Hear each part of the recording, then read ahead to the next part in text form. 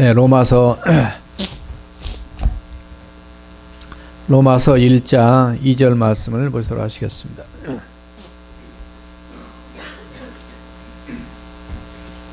로마서 1장 2절 우리 다 같이 한번 합독하시겠습니다. 시작.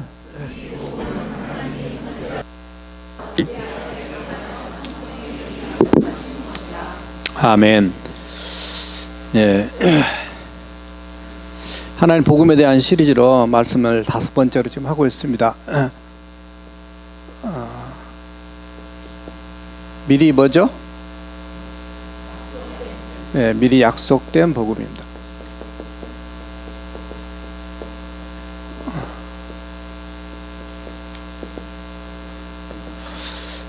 자, 지금까지 전해진 말씀이 이렇게 그림으로 나타낼 수 있겠어요?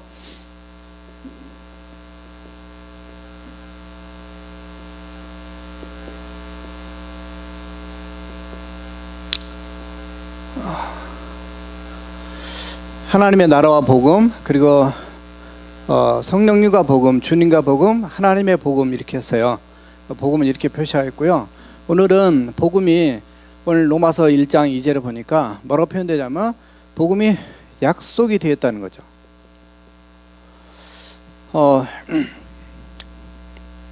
우리 하나님은 약속을 잘 하신 분이고 또 약속을 잘 지키는 분입니다. 우리도 살면서 약속을 많이 하지만 때로 잘 못 지키기도 하고 또 잊어버리기도 하고 그런 능력이 없는데 우리 하나님은 참 능력이 많으신 분이에요. 그래서 그 약속한 것을 지킬 수도 있는 그런 힘이 있으신 분이 우리 하나님이십니다. 그래서 이 하나님의 약속을 생각하면 우리가 하나님 앞에 부끄러워지죠. 우리는 며칠 동안 잘 지킬 수 있지만 좀 시간이 흐르면 잊어버리기도 하고요. 그래서 이 약속이 부부지간이나 친구지간이나 이웃이나 또는 자녀에게도 또는 자신에게도 때로는 하나님께도 우리가 많은 약속을 하지만 어떤 때는 지키고 어떤 때는 못 지킬 때 참 많아요. 올해는 큐티를 꼭 해야 되겠다. 그렇게 약속하신 분 손 들어보세요. 손 내리죠. 예. 드신 분들은 자신감 있는 분이고 열심히 지켜온 분들이에요. 안 드신 분들은 뭐 내가 가끔 했는데 이런 약속이 이게 쉬운, 성경 다 기록되어 있으니까 쉬운 것 같은데 쉬운 게 아니거든요. 근데 쉬운 게 아닌 거를 우리 하나님은 쉽게 다 이루어 놓으셨기 때문에 우리가 예수 믿기가 굉장히 쉬운 겁니다. 왜냐하면 지금 오늘 복음에 있는 이 미리 약속된 복음 이렇게 해서 한 이 말씀은요, 미리 약속을 했다. 미리 약속을 했다라는 것은 미리 했다라는 것은 이게 예약한 거예요. 미리 예약을 하나님이 해놓으신 건데 이거를 조금 다르게 보면 또 미리 예언해 놓으셨다. 뭐 이렇게도 표현할 수 있겠어요? 자, 미리 약속된 이 복음이 사실은 조금 하나님이 약속하시고 바로 며칠 뒤라도 아니면 1년 뒤라도 이루어지면 괜찮은데 이 하나님의 약속은 너무 오랫동안 지속이 됐어요. 여기서 여기까지 너무 오래 지속이 됐어요. 또 많은 약속을 하셨어요. 성경에 800가지 이상의 약속이 있다 이렇게 보고 있어요. 그러나 예수님에 대한 약속은 적어도 334번의 약속이 있다. 주님이 오실 것에 대한 얘기, 돌아가실 것에 대한 얘기, 그리고 또 부활하 승천하신 얘기, 다시 오실 것에 대한 말씀 많이 들어있습니다. 근데 이게 금방 끝나면 쉬워요. 근데 내가 들었는데 남한테 전달했어요. 근데 내가 알았는데 내가 죽어버려요. 그럼 그 다음 사람은 또다시 말씀을 다른 말씀을 드려야 된단 말이죠. 이게 쉬운 게 아닙니다. 그런데도 불구하고 하나님은 사람이 아니시니 거짓말을 하지 않으시고 하나님의 인생이 아니시니 후회가 없으신 분이다. 그가 말씀하신 바를 행하지 아니하시며 그가 하신 말씀을 실행하지 않으시랴. 민수기 23장 19절을 그렸어요. 그래서 하나님은 말씀하시 하긴 하신 분이에요. 여러분 성경을 읽도록 합시다. 그리고 성경을 이렇게 읽고 오신 분 또 성경을 계속 읽으시면 아실 거예요. 하나님이 말씀하셨으면 그대로 이루어 오신 분입니다. 열왕기상 8장 56절에 보면 솔로몬이 이렇게 얘기합니다. 주 여호와 하나님을 찬양하라. 그가 하신 말씀대로 우리 이스라엘을 태평하게 하셨다. 그리고 그의 종 모세를 통해서 말씀하신 그 좋은 언약들을 이루지 않으신 것이 하나도 없다. 믿습니까? 우리가 이스라엘 사람 아니고 솔로몬이 아니까 모를 수 있죠. 그러나 솔로몬보다 우리가 더 유익하고 더 이렇게 하나님을 이해하는 데 도움되는 건요, 우리는 구약과 신약을 다 갖고 있어요. 그래서 훨씬 더 하나님을 쉽게 접근할 수 있고 알아갈 수 있는데 그런 좋은 툴을 하나님의 말씀을 통해서 우리에게 주셨다 그 말이에요. 자, 하나님이 많은 약속하는데 그 약속 중에서 오늘 약속된 복음 했으니까 이 복음에 포커스를 두고 하나님이 하신 그 약속들이 성경에 얼마나 많은지를 다 보면 구약을 다 읽어야 되니까 몇 가지로만 보겠습니다. 자, 이 복음이 여기에 와 있어요. 자, 예수님의 십자가를 얘기했습니다. 많은 하나님의 약속들이 성경에 있지만은 하나로 집중되어 있어요. 하나의 포커스를 맞추고 있어요. 그래서 그 집중된 포커스를 맞추고 있는 그 부분들이 어떻게 되어 있냐면 이렇게 되어 있어요. 자, 오늘 줄을 좀 긋겠습니다. 네. 아이고, 연습할 때보다는 좀 어려운 것 같아요. 네. 네, 종이에다 할 때하고 뭐 이렇게 많이 그러면 안 되는데 혼란스러워서. 자, 저는 성경을 볼 때마다 하나님께서 참 기가 막힌 그 하나님의 역사를 만들어 가신 그 부분을 보면서 너무나 이렇게 감동이 되죠. 물론 여러분들도 늘 그러시겠지만 이렇게 나눠보겠습니다.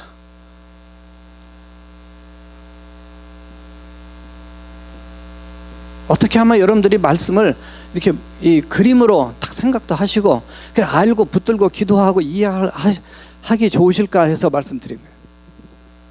자, 하나님이 우리 인간이 선악과를 따먹고 범죄한 이후부터 하나님이 우리에게 첫 번째 약속하신 것이 에덴 동산입니다.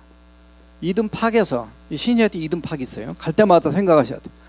에덴 동산에서 약속하신 것이 창세기 바로 3장 15절입니다. 마귀한테 그랬습니다. 뱀한테 그랬습니다. 내가 너를 여자와 원수되게 하고 내 후손도 여자의 후손과 원수되게 하리니 여자의 후손은 내 머리를 상하게 할 것이요 그리고 너는 그의 발꿈치를 상하게 할 것이다. 사실 이 내용이 무슨 말인지 우리 다 압니다. 여자의 후손 예수 그리스도 올 뿐이고 예수님이 오셔서 십자가에 죽으시고 부활하심으로 사탄의 권세를 깨트리고 사망 또 죄악의 권세를 깨트린 승리하신 예수님을 의미하는 것이고 발꿈치 상한다는 것은 십자가에 못 박힐 정도만 조금 그 대적한 그 정도 수준적으로 이해를 하고 있어요.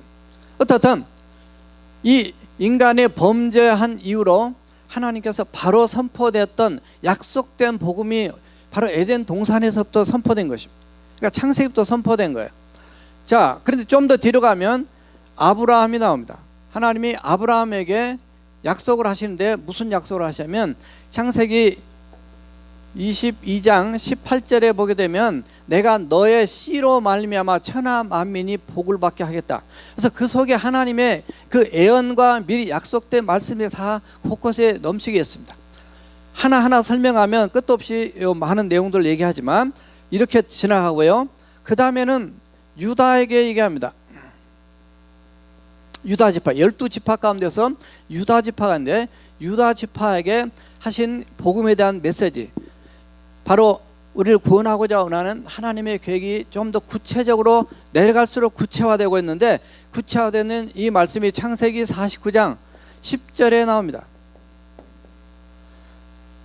규가 어려운 표현에서 홀, 옛날 성경 홀, 그 셉터라는 것인데 그 왕의 지봉이 너를 떠나지 않을 것이며 너의 그 지팡이가 내 발을 떠나지 아니하리니 언제까지? 실로가 오기까지. 이것도 어려운 표현입니다. 실로가 뭐냐면 안식을 주는 자라는 개념이에요.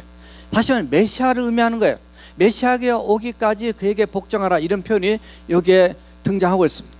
그 다음에 유다를 지나고 나면은 이런 표현 나와요. 사실 여기 출애굽인데 출애굽에 야곱의 별이 나옵니다.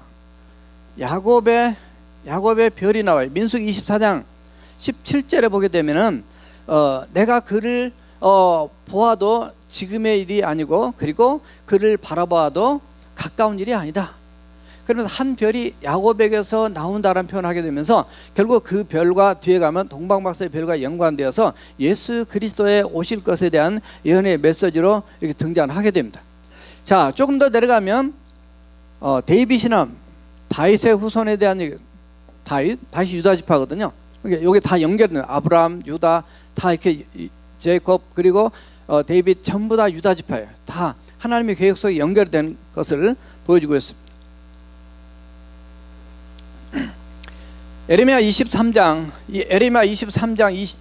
5절에 보니까 5절 보니까 여호와께서 이르시되 때가 이르리니 다윗으로부터 한 가지가 나온다. 한 가지가 나오는데 이게 이사야 11장 1절과 10절에 보면 누구냐면 다윗의 후손 가운데서 예수 그리스도가 오실 것에 대한 메시지를 담고 있습니다. 왜냐하면 약속이 많이 됐지만 약속을 이루실 그분이 오셔야 돼요. 여기 예수님이 오셔야 돼요. 예수님이 왜 오셔야 되냐? 예수님이 오신 게 중요한 것이 아니라 사실은 예수님이 오셔가지고 여기 따라서 하세요. 나를 구원하고자 오신 것이 중요하다. 그러니까 내가 중요해야 돼요. 나의 하나님이 돼야 돼요. 나의 주님이 돼야 돼요. 남의 하나님, 나의 다른 사람 아무리 예수 잘 믿고 빌그람 목사님이 99세에 지난주 돌아가셨는데 그분이 훌륭하게 엄청나게 많은 일을 하셨어요. 전 세계 복음을 전하면서 약 1억 5천만 명 정도를 예수 믿게 했을 것이다. 그런 통계도 있어요. 그러나 아무리 그분이 훌륭한 일을 하셨다 할지라도 저와 여러분들에게 나에게 오신 예수님을 만나지 못하면 우리는 가장 비극적인 인생을 살다 끝나는 그런 사람이란 말이죠. 예수님이 왜 이렇게 약속을 많이 해요? 이 약속을 여기 지금 각각 등장하는 사람들에게 약속하긴 하셨지만은 결국은 나를 위해서 약속한 거예요. 저와 여러분들을 구원하고자 원해서 주님이 약속하신 줄 믿습니다. 저도 제가 목사 아들로 태어나서 교회에서 반주도 하고 이렇게 했는데 정말 늘 우리 그 새신자마 들어올 때 간증을 조금 합니다만 사람들이 늘 그래요. 친구들이 이 중학교 때 학교에서나 또 이렇게 만나면 야, 너는 참 좋겠다. 너는 죽으면 천국 가서 아랫목에 앉을 거니까 이런 얘기 있어요. 아랫목이 뭔지 알죠? 아랫목 모르시는 분들은 끝나고 개인적으로 오세요. 따뜻한 그 겨울철에 따뜻한 그 방에 그 중에서 가장 따뜻한 그 좋은 것이 아닐 것이다. 근데 제 마음에 뭐가 없어요? 확신이 없어요. 제가 중학생 때였지만 중학생에도 다 죄인입니다. 초등학생도 죄인이고 애들이 조금만 커도 얼마나 그 순진하고 이쁘고 귀여웠는데 얘네들이 크면 부모 말 안 먹고 자기 뜻대로 하려고 이게 다 죄의 속성 중에 나타나는 거. 자신감이 제가 없었어요. 자, 고등학교 때 하나님의 말씀을 들으면서 주님을 만나게 됩니다. 그래서 내가 진짜 죄인이구나. 나를 위해서 주님이 오셨구나. 왜냐하면 내 행위를 보니까 나는 자신감이 없어요. 우리가 행위로 가지고 예수 믿고 구원받아 하나님의 자녀들은 아무도 없습니다. 그 은혜를 인하여 믿음으로 말미암아 구원을 얻었나니 너에게서 난 것이 아니오. 이게 하나님의 선물이다. 행위에서 난 것이 아니 누구든지 자랑치 못하게 하렵니다. 제가 그 말씀으로 깨졌습니다. 맞아. 내가 행위를 봤구나. 이게 죄구나. 여러분들이 예수 믿으면서 여러분 자신을 보고 구원의 확신을 못 갖는 것 자체도 죄입니다. 믿습니까? 사람들이 내 행위를 자꾸 보는 거예요. 주님의 십자가를 보고 주님이 나를 그런 죄인을 위해서 죽으신 것을 보지 못하고 계속 흔들리고 있으면 이건 회개할 죄예요. 물론 우리 자신 보면 그때마다 늘 우리가 정말 겸손하게 하나님 앞에 확신을 잃어갈 때도 있습니다. 그건 다 똑같아요. 저도 경험 다 해봤고.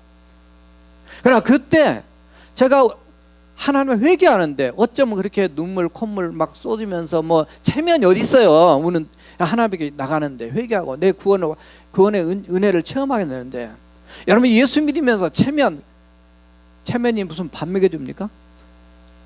정말 하나님 앞에 부르짖어 기도할 때 눈물 콧물 짜고 해도요. 저 사람 왜 저렇게 기도해?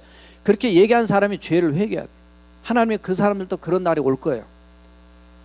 하나님과 나와의 관계에서 정말로 주님 아니면 안 된다고는 정말 주님이 나를 사랑했고 주님 나를 구원하게 오셨다는 게 내 성령의 역사로 내가 믿어지는데 누가 뭘 중요해요? 주님과 나와의 관계에서 내가 먼저 깨지고 변화되고 달라지고 은혜를 체험하는데 그때 하나님이 저는 어떻든 그때 구원의 확신을 갖게 되면서 하나님이 그때 은사도 주셨어요. 그래서 방언 은사도 주셨어요.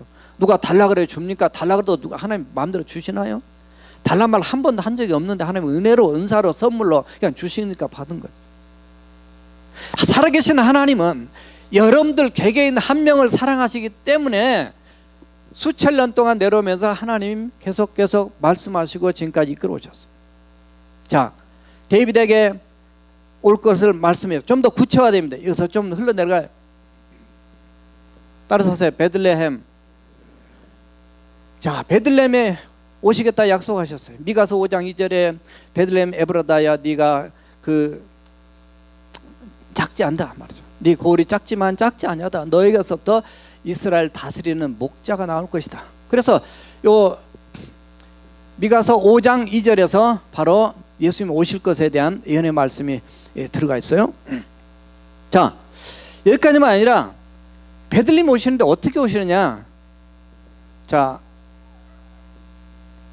버진 처녀의 몸으로 처녀가 잉타하여 아들 낳으리니 그 이름을 예수라 하라. 이제 마태복음 1장 이사야 7장 14절의 말씀인데요. 처녀가 아기를 낳는데요. 말이 안 되네요. 처녀가 여기서는 여자의 후손이라 그랬어요. 보통 남자의 후손 얘기하는데 여자의 후손. 이게 기독교만의 특별한 그 내용들입니다. 이게 말이 안 되는데 하나님의 능력은 말이 되는 거죠. 우주 만물 창조해서 하나님 이까짓 것 아무것도 아닙니다. 자, 처녀가 잉타의 아들 낳으니 이사야 7장 14절에 말씀했어요. 자, 많이 있지만 빼고 여기에 뭐가 하나 또 등장하면 예수님이 오시기 전에 메신저가 등장, 사자가 등장하니 말라기 3장 1절에도 등장하고 4장 5절에도 등장하는데 내가 앞서서 사자를 보낸다. 그가 내 길을 인도할 것이다. 그래서 그 바로 누가 오냐면 침례 요한이 먼저 올 것에 대한 말씀이 여기 등장을 하게 됩니다. 그러니까 누가복음 1장에 보면 침례 요한이 예수님보다도 6개월 먼저 오셔서 잉태되고 뒤에 태어나가지고 3장 2절에 보면 회개하라 천국에 가까웠다면서 예수님의 그 길을 인도하는 그런 모습을 보여주게 돼요. 자, 이렇게 지금 그려놨지만 사실 아브라함은 약 2000년 전의 사람입니다. BC. 유다 1850년경입니다. 제이콥 비슷한 연대로 내려가고 이 데이빗이 1050년입니다. BC. 베들레헴 미가서가 등장한 것이 720년경입니다. 여기 이사야가 얘기할 때가 약 700년입니다. 여기 말라기 선지자가 얘기한 것은 예언했던 것은 바로 430년경입니다. 그러니까 제가 왜 연도를 쓰냐면은 여러분 성경을 보실 때 성경 그냥 막연히 보면 안 되고요. 성경의 지금 흐름이 예수님이 이 에덴 동산에서 하나님이 선포하실 때 4000여 년 전으로 볼 수 있어요. 그러니까 그 옛날에서부터 이 하나님의 약속이 지금 쭉 흘러가고 지금 우리가 또다시 약 2018년까지 지금 살고 있는데 이 하나님의 약속과 복음이 이제 여기까지 와서 완성이 되면서 이제 퍼져나가 가지고 전 세계에 수많은 사람들이 주님 앞에 돌아오고 있다 그 말이에요. 자, 이걸 뭐라고 하냐면 이거를 하나님의 직접적인 예언이라고 얘기합니다. 그러나 성경에는 하나님의 간접적인 하나님의 상징적인 예언들이 많이 나와요. 그것이 바로 하나님의 어린 양을 보라. 세상 진리가 하는 하나님의 어린 양을 보라. 요한복음 1장 19절이나 그 외에도 번제, 속건제, 속죄제, 또 화목제 이런 많은 제사들을 통해서 뭐를 의미하고 있냐면 또 성막 이런 걸 통해 가지고 뭐를 의미하냐면 예수 그리스도에 대한 예표, 그림자, 앞으로 실체 대신 주님이 오실 것에 대한 예언의 말씀들이 구약에 다 이렇게 흐르고 있다 그 말이에요. 뭐 하나를 위해서. 따라서 하세요. 구원. 우리의 구원 하나를 위해서 오신 거예요. 우리가 예수 믿고 구원받아 하나님의 자녀가 돼야만이 하나님의 나라를 이루는 하나님의 복음의 도구로 쓰임받는 바로 누전신앙. 누전신앙이 뭐라 그랬어요? 누리고 전하는 신앙. 따라서 하세요. 누전신앙. 예, 뭐 집에 전기가 누전됐다. 이거는 위험한 거지만 우리 그리스도인이 누전이 안 되면 이거는 진짜 위험한 신앙이에요. 썩는 신앙이에요. 우리가 누리지 못하고 그리고 그것을 전하지 못하면 그건 썩는 거예요. 오늘날 왜 기독교가 썩었다는 얘기를 듣고 왜 이렇게 능력이 없고 힘이 없고 맨날 공격만 당하냐? 하나님의 복음의 능력을 우리가 누리면서 그 안에서 기쁨과 은혜와 능력과 살아있는 하나님을 체험하지 못하고 사도행전의 얘기가 남 얘기가 아니란 말이에요. 사도행전의 얘기가 성경에 써있는 그냥 남 얘기가 아니라 그 말이에요. 저나 여러분들이 우리 교회가 사도행전에 나타난 그 복음의 능력과 성령의 능력과 하나님의 살아있는 생생한 역사를 체험하는 우리의 교회 공동체가 되어야 될 줄 믿습니다. 이게 안 되면은 하나님 나라와 별 관계 없어요. 이 하나님의 나라 안에 들어와야 되는데 하나님의 나라 밖에서 어둠 속에 살아가는 우리 인생들이 얼마나 많냐면 예수 믿음에도 믿는다고 함에도 불구하고. 자, 이렇게 되는데 이 예수님은 이 땅에 오신 뭘로 오셨냐면 메시아로 오셔야 돼요. 이 메시아로 오신 예수님은 적어도 세 가지의 특징이 있어야 되는데 그 중에 하나가 뭐냐면 예수님은 선지자로 오셔야 돼요. 근데 이게 지금 구약만 가지고 얘기하면 돼요. 다 얘기하면 신약까지 얘기하면 너무 시간 걸리니까 신명기 18장 5절을 보면 우리 하나님께서 모세를 통해서 얘기해요. 너희 가운데서 너희 형제 중에 너희를 위하여 나와 같은 선지자 하나를 세울 것이니 너희들은 그의 말을 들을지니라. 그러면서 이 선지자에 대한 예언의 메시지가 예수 그리스도를 가리키고 있다고 말해요. 예수님은 제사장으로 오셔야 돼요. 선지자는 그들의 잘못된 것을 지적하면서 회개케 하는 역사를 이루는 도구로 쓰임받는 게 기본적인 선지자고, 하나님의 말씀을 받아서 전하고 또 이 선포하는 게 선지자이긴 하지만 예수님이 그런 역할을 오셔서 하셨고요. 또 제사장으로서 역할, 이사야 53장 4절과 6절을 보게 되면 그는 실로 우리의 질고를 지고 우리의 슬픔을 당할거늘 우리는 생각하기를 그가 그 하나님께 맞으며 그가 징벌을 당한다 생각했다고 말해요. 그가 찔리면 우리의 죄악을 인하며 그가 상함은 우리의 그가 찔리면 우리의 허물을 인하며 그가 상함은 우리의 죄악을 인함이라. 그가 징벌을 받음으로 우리가 화평을 누리고 그가 채찍에 맞음으로 우리가 나음을 입었도다. 우리는 다 양 같아서 그릇 행하여 각 자기의 길로 갔거늘 여호와께서는 우리 무리의 모든 죄악을 그에게 담당시키셨도다. 믿습니까? 그 모든 우리 무리의 전하 여러분들, 우리 무리하니까 그냥 막연하게 생각하지 마시고 전하 여러분들의 모든 죄악을 예수님께 담당시켜서 십자가에 돌아가게 하셨다 그 말이에요. 그것이 제사장적인 주님의 사명입니다. 히브리서 3장 1절에 우리가 큰 대제사장을 기록하고 히브리서 전체가 예수님의 대제사장 되심, 우리의 죄 문제를 해결하신 그분을 말씀하는데 바로 거기에 들어있단 말이죠. 또 하나, 예수님은 왕으로 오셔야 돼요. 유대인 왕 예수라고 해서 예수님을 십자가에 달려 돌아가시기도 했지만은 이사야 9장 6절에 보니까 우리에게 한 아기가 태어났고 그리고 한 아들을 우리에게 주신 바 되었는데 그의 어깨에는 정사를 메었고 그는 통치자란 말이에요. 그러면 기묘자요 묘사요 그리고 영존하신 아버지요 그리고 또 평강의 왕이다 이렇게 표현되었어요. 프린스 오브 피스, 그래서 이 평화의 왕자로 표현됐지만 그 왕의 개념입니다. 스가랴 9장 9절을 보니까 이 땅에 오신 그 예수님을 그렇게 표현했어요. 시온의 백성들아 너희는 크게 기뻐하라. 예루살렘의 딸들아 너희는 크게 즐거워하라. 너희의 왕이 너에게 임하였으니 그는 공의로우시고 그리고 그는 구원을 베푸시는 분인데 그는 겸손해서 나귀를 타신 분이다. 근데 무슨 나귀를 타냐?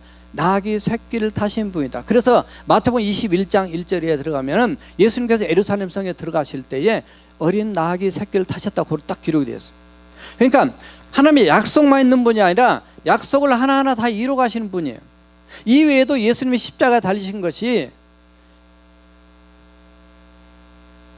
시편 22편에 질비하게 기록되어 있고 다른 데도 많이 있지만은요, 그 스가랴서 11장 12절을 보면 예수님께서 은 30에 팔린 것도 기록이 되어 있고 이사야 53장 9절을 보게 되면 예수님이 죽으셨을 때 악인과 함께 있었고 그리고 예수님이 죽으신 후 부자의 무덤에 들어가 있었다. 아리마대 요셉의 무덤에, 그것까지 예언되어 있어요. 여러분 이런 예언 하나하나가 다 이루어지려면 이게 어마어마한 이 확률이 따라야 됩니다. 적어도 어떤 한 사람에 대해서 하나의 확률이 성취되려면 어느 정도의 확률이 돼야 되냐면, 잘 기억해 보세요. 8가지의 확률이 한 사람에게 이루어지려면은 우리가 가지고 있는 코인이 있잖아요. 쿼러. 이 한 쿼러, 이 코인, 이것을 텍사스가 얼마나 큰지를 잘 모르시죠? 예, 다 다녀봐도 뭐 너무 커서 이번에 달라스 갔다 왔는데 그 텍사스 스테이트 주에다가 2피트 약 2피트니까 약 60cm의 코인을 다 쌓는 겁니다. 이게 하나만 쏜 게 아니라 텍사스 전 땅 위에다 쌓는 거예요. 그럼 몇 개가 들겠어요? 예, 상상이 안 되죠. 그렇게 다 쌓은 것 중에서 빨간 코인 하나가 있는데 그 코인 하나를 찾는 것과 똑같다는 거죠. 오늘 가볼까요 한번? 예. 그러니까 예수님에 대해서 예언된 334가지 예언이 한 사람이 이루어졌다는 거는요, 이게 상상이 안 되는 거죠. 세상에서 불가능한 얘기입니다. 그러니까 다른 타종교들은 뭐 누가 좀 잘나서 그냥 요즘 보니까 그 자기가 하나님이라고 또 사기꾼도 많더라고요. 여러분 2단 3단 빠지다 보면 4단으로 빠져요.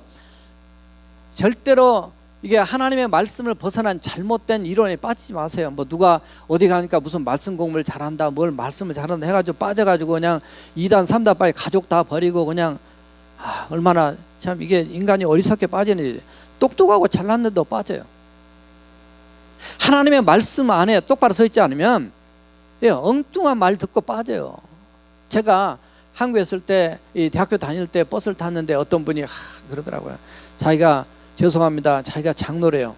20년 동안 장로였는데 나 기가 막힌 말씀 듣고 내가 흘러 갔대요. 보니까 2단으로 빠졌어요. 그래서 제가 설득을 했는데 버스 타고 가다가 우연치 않게 얘기하다가 교회 목사도 마찬가지입니다.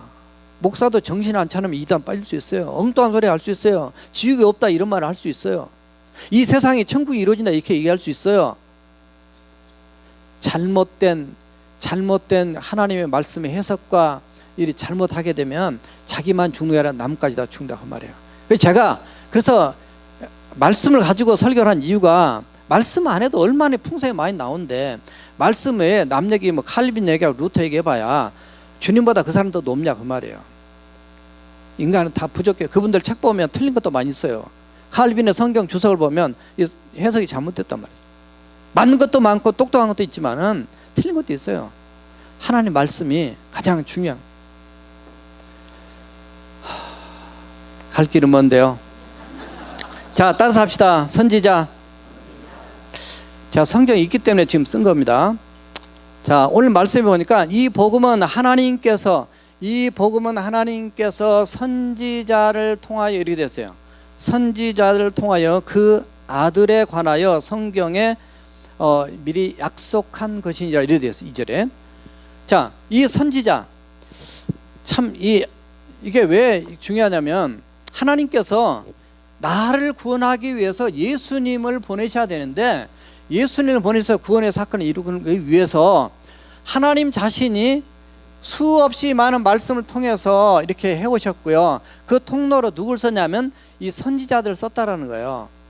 저와 여러분들을 구원하고 예수 믿게 하기 위해서 옆에 있는 사람들이 우리 교회 갑시다, 예수 믿읍시다, 당신 복음 한번 들어보실래요? 이렇게 다 했던 사람들이 바로 구약으로는 선지자들이고 오늘날 우리에게는 전도자들이 다 있었단 말이에요. 늘 말씀드리지만 한 사람이 예수 믿고 구원받기까지는 평균 14명의 사람이 배후에서 섬기거나 전도했거나 기도했거나 이런 사람이 있었다는 통계가 늘 말씀드리잖아요. 구약에서 이 선지자, 물론 선지서는 구약에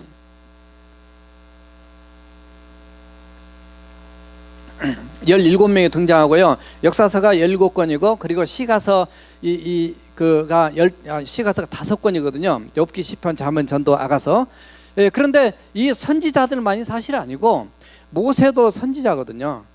아까 신명기 18장 15절에 말씀한 것처럼 아브라함도 선지자거든요. 그 구약에 다 있는 말씀 하는 거예요.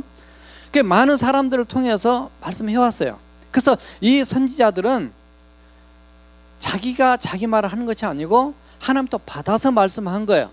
그래서 그 베드로 후서 1장 21절에 보면 이 예언의 말씀, 선지자가 하는 말씀이 하나님부터 받은 예언의 말씀, 이 예언의 말씀은 사람의 뜻으로 낸 것이 아니요 성령의 감동하심을 받아서 말한 것이다 이렇게 됐어요. 그러니까 성령의 감동하심으로 요 밑에 것도 나오지만 어떻든 한 것인데 이 선지자를 통해서 하나님이 우리를 구원하고자 하는 메시지를 그를 통로로 해가지고 전해주셨단 말이죠. 예수님도 이 말씀을 인용하십니다. 뭐냐면 누가복음 24장 44절과 45절에 보게 되면 예수님도 내가 너희와 함께 있을 때 내가 말했지 않았느냐, 모세 율법과 선지자의 글과 시편에서 나를 가리켜 말한 그것이 이제는 이루어져야 한 것이 이루어져야 하리라 한 것이 이제 이루어졌다는 얘기예요. 그러면서 성경을 풀어서 그들에게 마음을 열어 성경 풀어서 가르쳤다는 말씀이 45절까지 나오거든요. 무슨 얘기냐면 그 말씀은 예수님이 부활하신 다음에도 제자들이 예수님 만나고서 예수님을 확실히 믿지 못했어요. 마태복음 28장 10절 이하 11절 이하 들어가면 다 믿지 못했어요. 그러니까 누가복음에서 예수님이 이제 그들을 좀 더 알려드리게 하기 위해서 성경 말씀을 풀어준 내용이 24장에 보면 많이 나옵니다. 엠마오로 간 두 제자도 통해서 그렇고요. 자, 이 선지자를 통해서 포커스가 어디 가냐면 바로 예수 그리스도께 가 있단 말이죠. 그러니까 하나님 이렇게 많이 동원한 게 말씀하신 게 아니라 이게 동원을 하셨다. 그걸 지금 말씀드린 겁니다. 누구를 위해서? 바로 저와 여러분들의 구원을 위해서. 이미 저와 여러분 구원 받았겠죠. 받지 못한 사람이 있을지 모르지만 혹시라도 모르신 그런 분들이 계신다면 끝나고라도 궁금하면 저한테 오세요. 자, 나 한 사람 구원하기 위해서 온 인류를 구원하는 하나의 목적이 있지만은 결국은 하나님 앞에 서게 되면 나 하나란 말이죠. 그래서 주님 만나요. 자, 여기서 또 하나 중요한 게 나오는데 이것이 바로 뭐가냐면 따라서 해서 성경. 자, 이 성경을 사용했다는 거죠. 구약 성경이 없으면 여러분 어떻게 하나님을 자세히 압니까? 모릅니다. 이 모두가 다 이 성경을 통해서 예수님을 가리켜서 말씀하고 계시고 그리고 결국은 나를 구원하기 위해서 성경이 이렇게 기록됐다는 거예요. 이게 하나님이 동원한 방법입니다. 나를 구원하고자 원하는 그 약속이 성경에 다 있어요. 그래서 성경을 약속의 책이라 그래요. 그래서 옛날 약속을 구약이라 그러고 새로운 약속을 신약이라 그런다고 말해요. 그러니까 성경이 약속의 책입니다. 하나님의 구원이에요. 예수님이 성찬식 하실 때도 피를 이렇게 말씀하셨지만 이 피는 바로 내가 너를 흘리는 바 사실은 언약의 피다. 그렇게 The blood of covenant, 약속의 언약의 책 피다 그 말이야. 내가 너를 위해서 죽은다. 죽으면 너를 위해서 내 피로 인해서 나를 믿는 자는 구원받는다는 그 약속.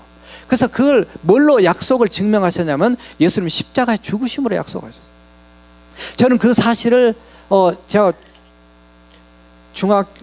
고등학교 1학년 때 그를 체험을 하고 난 다음에 주님이 나를 구원하신 그 은혜와 사랑에 대해서는 그때 이후로 의심한 적이 없어요. 확신. 그리고 하나님의 기도에 응답을 해주시고 하나님이 말씀하시고 할 때마다 늘 감격해요. 아니 뭐 우리 교회 나보다 더 잘난 사람 많고 다 똑똑한 사람 많고 다 키도 크고 그런데 하나님이 나 같은 사람을 잊지 않아 사랑하시는구나. 딱 그게 늘 느껴지니까 그게 너무 감사한 거예요.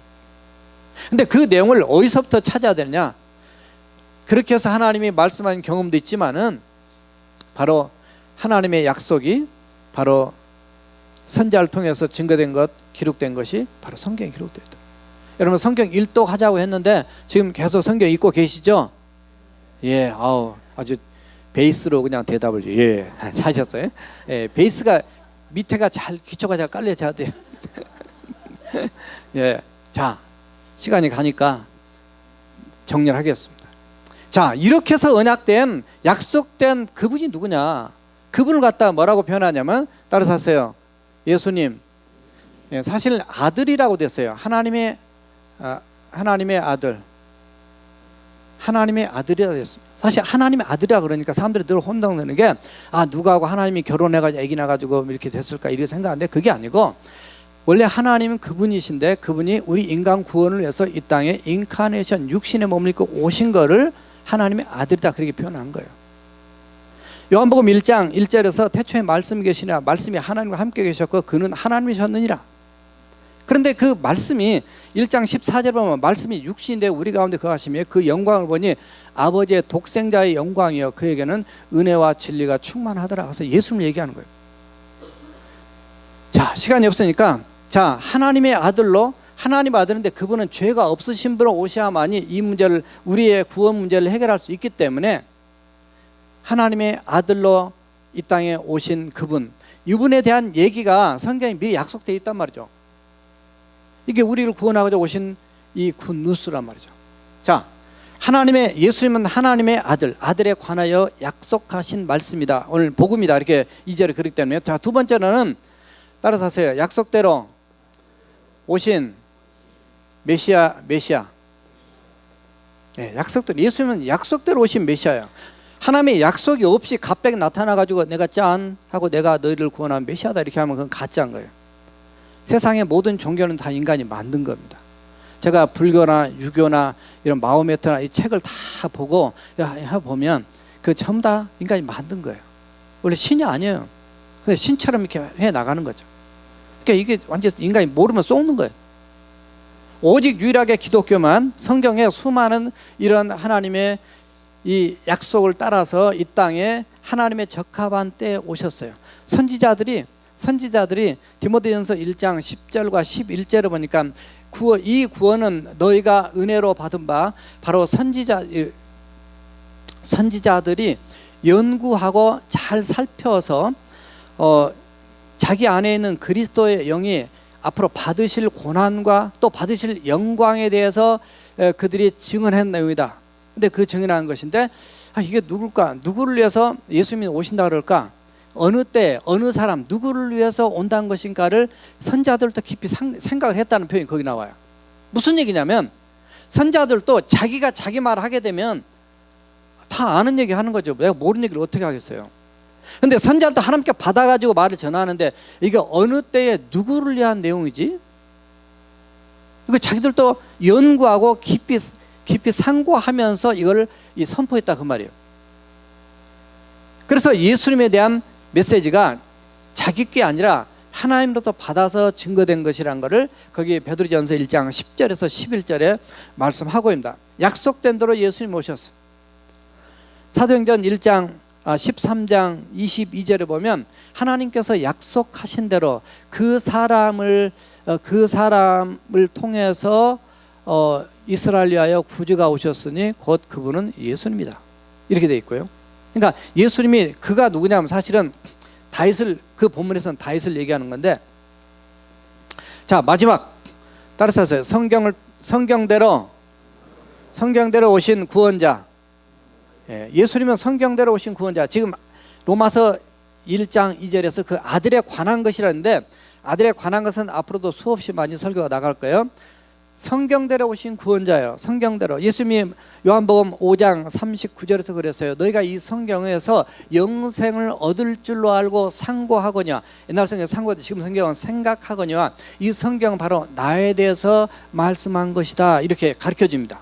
그래서 이 성경이 구약에는 오실 예수님, 앞으로 신약은 앞으로 이제 오실 예수님을 기다리면서 이 성경이 우리의 생활의 지침이고요. 성경을 통해서 구원 얻는 지혜를 얻게도 되는데 바로 예수님이 그렇게 말씀하셨어요. 근데 이 말씀 마지막으로만 하나만 더 하면 요한복음 13장 19절에 보면 예수님께 이런 말씀하세요. 내가 너희에게 미리, 여기 있어요. 미리 너희에게 이렇게 말하는 것은 장차 이 일이 일어났을 때에 너희가 내가 누구인지를 알고 믿게 하려 함이라 이랬어요. 예수는 누군지를 알고 믿게 하려 합니다. 그게 요한복음 13장 19절 말씀이에요. 그러니까 하나님께서 구약에서 미리 말씀하셨는데 미리가 세월이 흐르면 어디로 가냐면 이리 가요. 따라서 하세요. 아자만 더 붙이면 돼요. 미리가 미래가 되는 거예요. 그래서 여기 가만 고민 생각하니까 아가 이렇게 들어가더라고요. 따라서 하세요. 어떻게 하면 여러분들을 좀 이렇게 쉽게 머릿속에 남고 알까? 하나님 미리 말씀하셨는데 그게 우리의 미래를 위해서 주님이 이렇게 그냥 마음을 써두시고, 성경은 얼마나 두껍습니까? 이거 읽어도 무슨 말인지 때로는 모를 때도 많지만 이 속에 놀라운 하나님의 사랑과 마음이 들어가 있단 말이죠. 그러니까 여러분이 성경 볼 때 그냥 까만 건 글씨고 하얀 건 종이다 이렇게 보지 마시고, 물론 그 안에 주님의 마음을, 그리고 주님의 음성을 듣는다, 주님이 내게 직접 말씀하신다, 이런 마음으로 하나님의 말씀을 대할 때 그 속에서 살아계신 주님의 놀라운 음성을 듣고 주님을 체험하는 축복이 넘칠 줄로 믿습니다. 제목 따라합시다. 미리 약속된 복음. 자, 하나님, 선지자, 성경. 자, 이를 통해 가지고 나를 구원하고자 원해서 아들 예수 그리스도를 보낸 내용이 복음이라고 2절에 써 있어요. 오늘 보면.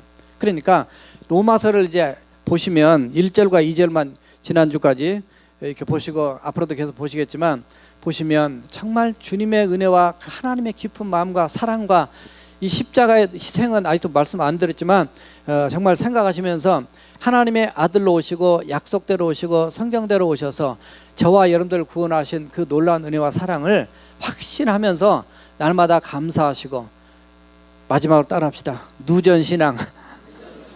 좀 누전 좀 됩시다. 우리 집에 누전되면 스파이크가 일어나가지고 불나지만 우리도 신앙도 누전이 돼가지고 스파이크가 일어나서 성령으로 불붙어서 우리가 나가서 복음을 전해야죠. 제가 이번 달라스 갔다 오면서 2명 전도했어요. 어디 가면 만나면 전도를 해야지. 안 그렇습니까? 대답이 현찮아요. 또 따라합시다. 설교를 더 길게 할 것 같아. 누전신앙 기도합시다. 함께 통성으로 기도하시겠습니다.